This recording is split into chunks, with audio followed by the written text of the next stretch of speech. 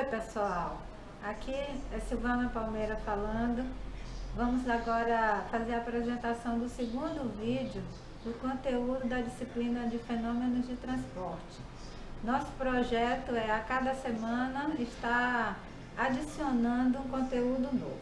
E o conteúdo que nós vamos estar abordando hoje é sobre homogeneidade dimensional. Antes de abordarmos o assunto, o tema, nós vamos ter que introduzir alguns conceitos. Primeiramente, vamos falar sobre grandeza. Grandeza é qualquer propriedade que possa ser medida. Qualquer propriedade de um corpo, de um fenômeno que possa ser medida. Vamos considerar alguns exemplos. Imaginemos que eu precise fazer uma medida da massa de um corpo. Então, para fazer a medida dessa massa, eu preciso de um padrão. Não sei quantos se lembram de uma balança de 2 braços. Num braço você coloca o corpo, que deseja medir a massa, e no outro braço nós colocamos padrões. Então, essa medida é feita de forma direta, comparando o corpo que eu quero examinar a propriedade com um padrão. Então essa grandeza, ela pode ser medida de forma direta ou de forma indireta. Imaginemos agora que vamos tomar o tempo de esgotamento de um caminhão-pipa, por exemplo. Nós temos ali um fluido no interior dele e vamos ver quanto tempo leva para aquele fluido ser descarregado. Um outro exemplo é a tomada do comprimento de um cômodo, de algum objeto. Então eu vou estar comparando o comprimento daquele objeto com a fita métrica, com 1 metro mesmo, sólido.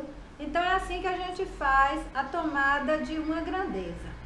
Agora nós vamos observar aqui uma tabela que vai nos ajudar a compreender o que é uma dimensão. Porque uma dimensão, ela vai além daquela grandeza. Ela precisa de algumas informações adicionais para eu ter uma dimensão. Então nós vamos agora analisar uma tabela e a gente vai estar explicando direitinho sobre dimensão. Observemos agora essa tabela. Nós temos aqui algumas grandezas fundamentais no Sistema Internacional de Medidas. Vamos tomar, por exemplo, a massa. Imaginemos que queremos medir a massa. Como vamos enunciar essa massa que foi medida? Nós precisamos de uma unidade que é padronizada pelo Sistema Internacional de Medida, que é o quilograma. Cada unidade tem um símbolo e o símbolo de quilograma é dado por kg. A dimensão dessa grandeza, massa, ela é uniformizada com um M maiúsculo. Então, nós temos para a massa, a sua dimensão é M. Vamos analisar agora o comprimento. Imagine que queremos medir o comprimento de uma peça. Que unidade iremos utilizar? Vamos utilizar o metro, cujo símbolo dessa unidade é um M minúsculo. Cuidado para não confundir. Nós temos M maiúsculo, que é a dimensão de massa, e temos o M minúsculo, que é o símbolo de metro. E a dimensão do comprimento é um L, que vem da palavra em inglês. Agora vamos imaginar a grandeza fundamental, o tempo. A unidade para se medir o tempo no sistema internacional é o segundo, cujo símbolo da unidade é S e a dimensão é um T. Então, nós temos aí, a dimensão para a massa é o M maiúsculo, a dimensão para comprimento é o L e a dimensão para o tempo é o T maiúsculo. Mais tarde na disciplina, nós também vamos estar abordando a temperatura e a sua unidade no sistema internacional é o grau Kelvin dado por grau K. E a sua dimensão, para não confundir com o tempo, já que os dois começam com T, tempo e temperatura, nós vamos utilizar a notação θ para a temperatura e T maiúsculo para o tempo.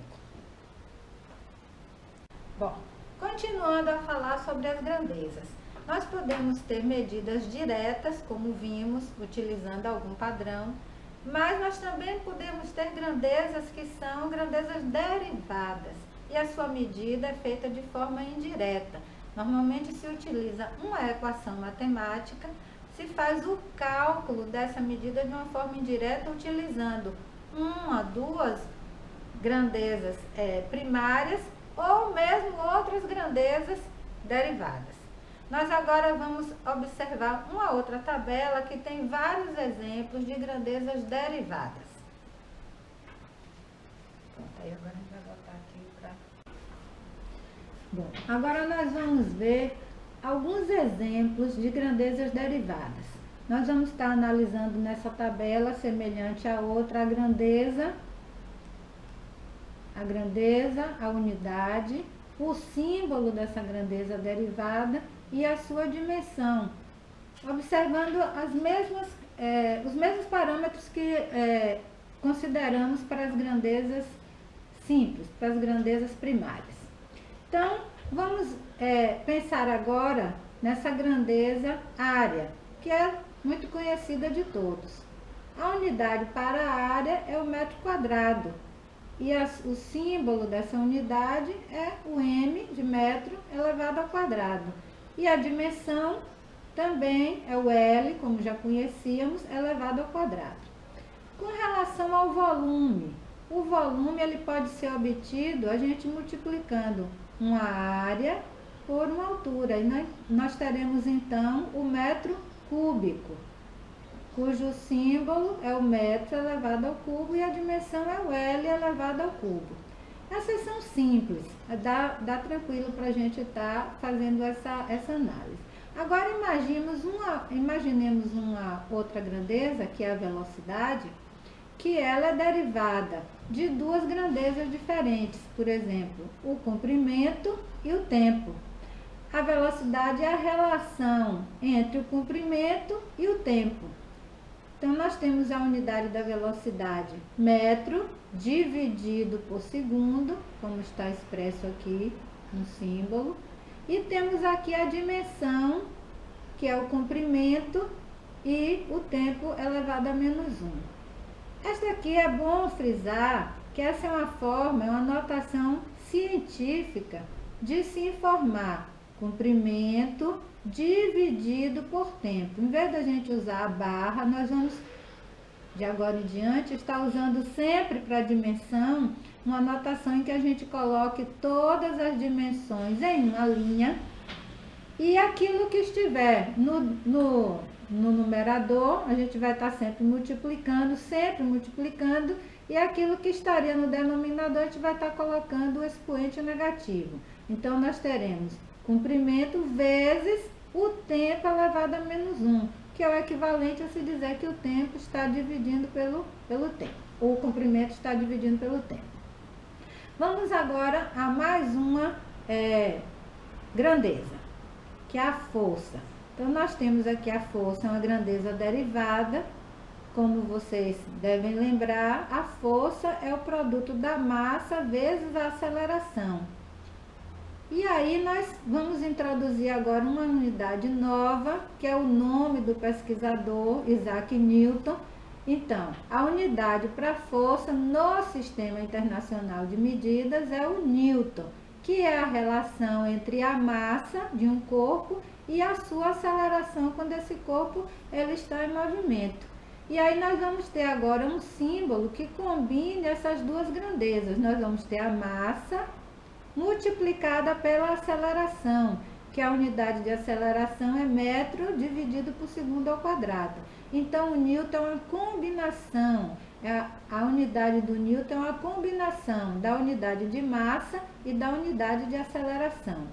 E a sua dimensão exatamente reflete isso aqui. Nós vamos ter massa, comprimento, que está relacionando aqui, dividido pelo tempo ao quadrado. Como a gente vai colocar tudo em uma linha, nós teremos massa vezes comprimento vezes o tempo elevado a menos 2. Vamos analisar agora uma outra grandeza, que é a pressão. E a pressão é derivada, é uma grandeza derivada da força e da área. Então, a relação que é dada, que foi estudado pelo físico Blaise Pascal, e a unidade de pressão leva o seu nome. Então, nós vamos ter força, que é Newton, nós já vimos a unidade, dividido por área. Então, nós vamos aqui combinar aquilo que vimos anteriormente. Nós vamos ter o Newton dividido por metro quadrado. Então, imagine, nós temos quilo vezes metro dividido por metro quadrado, que vem da área. Nós vamos cortar metro com metro quadrado, nós vamos ficar somente com metro no denominador. E aí nós vamos ter quilo dividido por metro, nós já tínhamos quilo, metro por segundo ao quadrado, vai continuar quilo, o metro aqui, porque dividi um metro por metro ao quadrado, e no denominador temos o segundo ao quadrado. A dimensão dessa nova unidade chamada Pascal será massa vezes comprimento a menos 1, porque está dividindo pelo comprimento, e dividido também pelo tempo ao quadrado, e aqui está menos 2.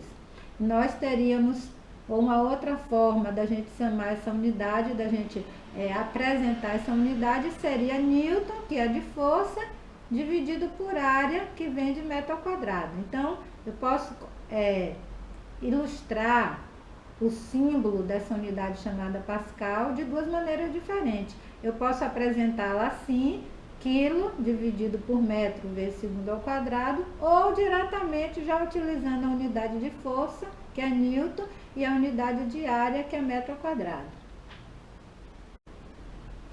Bom, eu gostaria de chamar a atenção que se nós quisermos ter um quadro com mais grandezas derivadas, vocês podem estar consultando a aula 1, slide 112, que ali tem mais exemplos de grandezas derivadas e suas dimensões.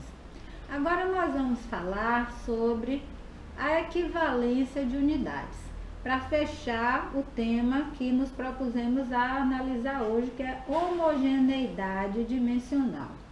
Então, nós já entendemos o que é uma dimensão, nós já entendemos o que é grandeza. Agora, vocês podem observar que quando nós obtivemos as grandezas derivadas, a gente fez operações matemáticas, como multiplicação ou divisão, e não teve problema nenhum. A gente via que essas operações eram passíveis de se fazer. No entanto, quando nós vamos fazer operações de soma e de subtração de grandezas, elas só são possíveis de serem operadas se nós tivermos as mesmas dimensões, as mesmas grandezas. Por isso é que o tema do vídeo de hoje se chama de homogeneidade dimensional. Por quê? Porque nós só podemos operar soma e subtração de grandezas que sejam homogêneas. E para isso nós vamos ter que ter mesmas grandezas e que essas grandezas estejam nas mesmas dimensões, nas mesmas unidades. Então, imaginemos, será que é possível eu somar área com volume? Absolutamente não. Nós não podemos fazer esta operação. Por que não? Porque são grandezas diferentes. Área, você vai ter metro quadrado, volume, nós temos metro cúbico. Então, não é possível fazer essa operação de soma e nem de subtração. Será que é possível somar força e pressão? Absolutamente não. Nós temos grandezas diferentes. Agora eu vou fazer uma outra hipótese. Se nós tivermos a mesma grandeza, imagine que temos massa e massa. Só que essa massa, ela pode estar traduzida em várias unidades diferentes, como podemos ver aqui, ó. E nós temos uma mesma grandeza que é massa, que pode ser expressa em unidades diferentes. E aí agora nós vamos falar dos sistemas que existem. Havíamos falado até então sobre o Sistema Internacional de Medida, que toma a massa, a unidade de massa como quilograma. Aqui a grama é um derivado, é um múltiplo do quilograma, é o quilograma dividido por 1000. Então, já é uma outra unidade. Nós temos o quilograma, temos os derivados do sistema métrico, nós temos o quilograma, temos a grama, temos a miligrama, que são múltiplos decimais do sistema internacional. E além desse sistema decimal, do sistema internacional, nós temos outras unidades que são utilizadas em outros países. Por exemplo, nos países de língua inglesa se utiliza a libra, libra-massa. Uma outra unidade de medida de massa também é chamado de onça. Então, como faremos para somar? Podemos somar uma grama com uma onça? Não, não podemos, porque apesar de serem da mesma grandeza, essas unidades são diferentes. Então, nesses casos, onde a gente não tiver homogeneidade da unidade medida, nós teremos que transformar essas unidades para que elas estejam homogêneas. Ou seja, se eu tivesse que somar uma grama e uma onça, eu teria que ver uma onça, quantas gramas tem. Então, aí a gente teria que estar observando. Eu tenho uma grama e uma onça. Uma onça tem quantas gramas? Uma onça tem 28,35 gramas. Então, se eu quisesse somar uma grama com uma onça, eu teria 29,35 gramas. Se eu quisesse obter esse resultado de uma grama com uma onça em onças, eu teria uma onça mais. Quanto equivale uma grama em onças? Equivale a 3,527 vezes 10 a menos 2, ou seja, 0,03 onças. Eu teria que transformar todas as duas grandezas, os dois corpos que eu estou pesando em grama, a unidade em grama, ou teria que somá-los em onça ou em libra, no que eu quisesse obter. Então, teria que ter compatibilidade dessas unidades aí. Agora, imaginemos que queremos trabalhar com grandezas de comprimento. Eu só coloquei exemplo. Então, vamos colocar um segundo exemplo aqui de comprimento. Eu posso somar, por exemplo, essas unidades diferentes. Essas duas unidades aqui são do sistema inglês. Nós temos sempre, tomei como base aqui o sistema internacional, que eu tenho grama para massa e metro para comprimento, mas em outros países se usa também outras unidades de medida. Por exemplo, a polegada, que é muito utilizada em hidráulica, quando vai se comprar torneiras, quando vai se comprar tubulações, fala-se sempre em polegadas. E temos uma outra unidade também, que é o pé, todas as duas são unidades do sistema inglês de medida. Então, se eu quisesse somar, imagine que eu tenha o comprimento, eu tenho aí para tomar a medida do diâmetro de uma torneira, que é dado em polegada. Normalmente, a gente, quando vai comprar uma torneira ou um acessório hidráulico, a tabela lá está em polegadas. E aí, ele diz que a torneira tem 1 polegada, 2 polegadas, e eu preciso fazer essa soma uma outra medida derivada do sistema métrico.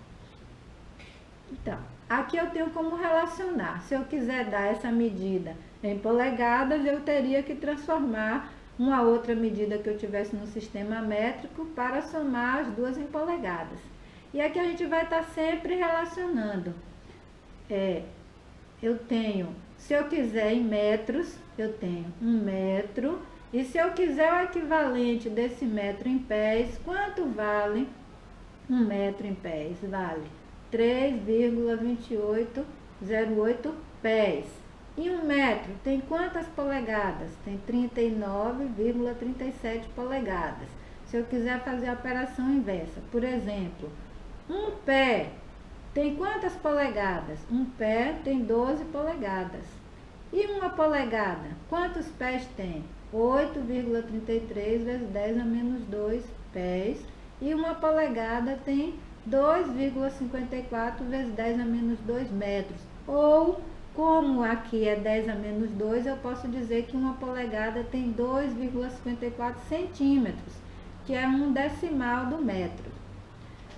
E assim, nós podemos fazer essas relações para volume, nós podemos fazer essa relação para comprimento. E eu gostaria agora de falar sobre um último exemplo, que é o volume. Agora vamos ver o último exemplo de equivalência de unidade, por exemplo, para grandezas de volume. Se vocês tiverem dúvida de outras grandezas, nos slides da aula 1, do slide 103 a 108, nós temos exemplos de equivalência de unidades, por exemplo, para força, para velocidade, para pressão, para energia, para potência, para resistência elétrica, para massa específica, enfim, para outras grandezas que nem estamos aqui exemplificando agora. Só para ter outros exemplos de equivalência de unidades. São muitas unidades. Na verdade, a grandeza que tem mais unidades, mais diversidade de unidades, são as grandezas pressão e energia. Essas daí tem muitas outras unidades que a gente não está falando aqui agora e precisaria de um estudo mais aprofundado deles.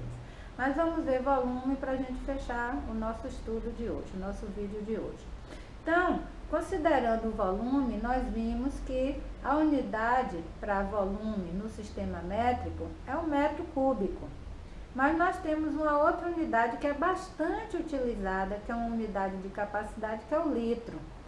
Então, um litro tem 1 dividido por 1000 metros cúbicos, ou 1 metro cúbico tem 1000 litros.